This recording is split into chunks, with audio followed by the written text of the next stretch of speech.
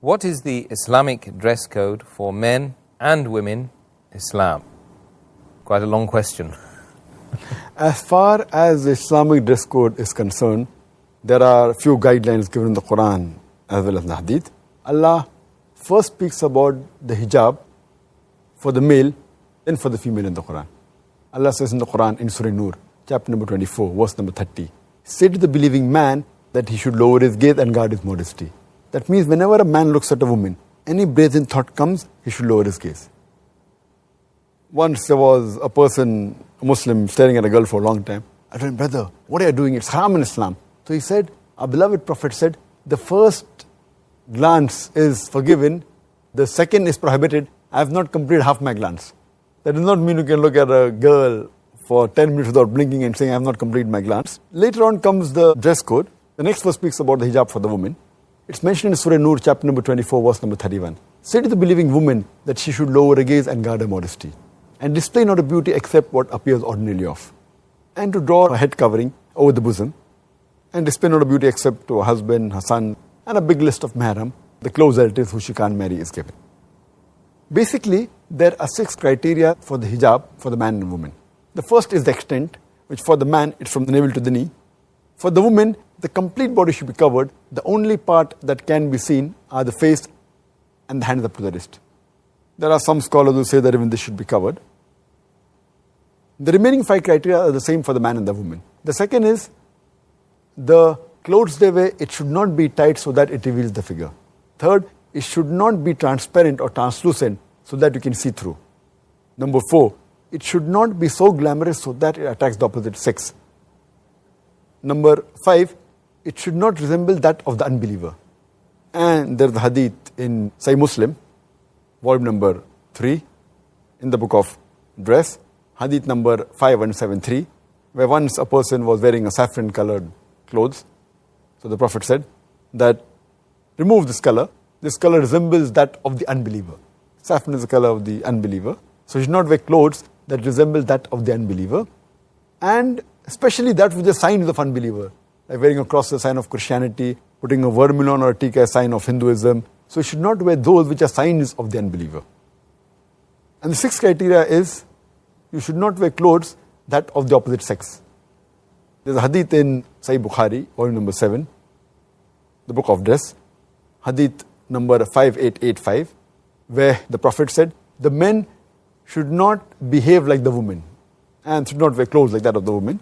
And the women should not behave like men, should not have manners like men, and should not wear clothes, etc. So these are the basically 6 criteria of hijab. But this one talks about the clothes.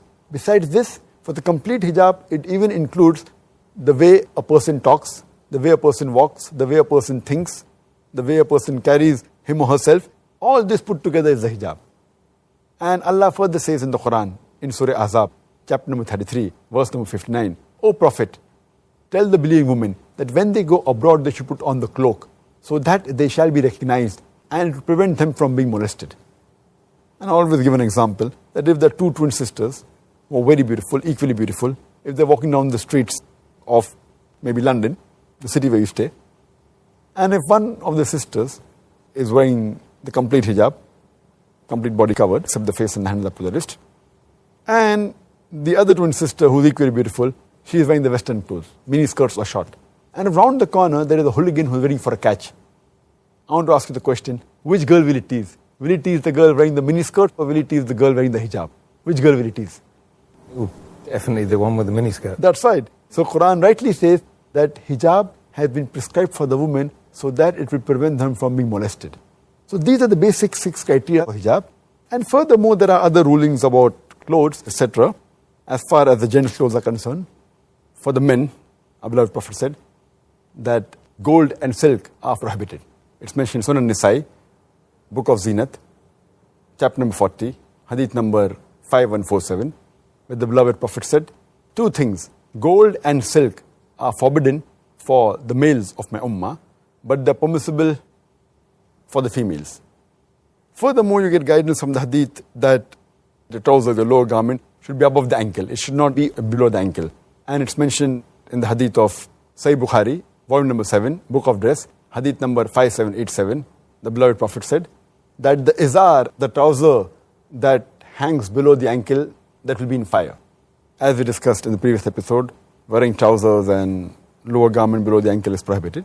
Further, we get guidance that wearing dress of fame and those which make you outstanding as compared to the other people around you, like those that the kings wear and the leaders, proving that they are superior, it is prohibited. It's mentioned in Sunan Abu Dawud, hadith number 4018 and 4019, that the person who wears the clothes for fame and for glamour, Allah subhanahu wa ta'ala will clothe him with that on the day of resurrection. And the other version says that Allah will clothe him with disgrace on the day of judgment, on the day of resurrection. There are further guidelines given that it's preferable that you wear white clothes. And the Prophet said, it's mentioned in Sunan Abu Dawud, in the book of Dress, volume number 3, hadith number 4050, the Prophet said that wear white garments because they are the best of your garments, and shroud the dead person in white. And further, our beloved Prophet Muhammad said, it's mentioned in Sunan Abu Dawud, volume number 3, in the book of Dress, hadith number 4129, the Prophet said that whenever you wear a garment or do wudu, you start with the right hand.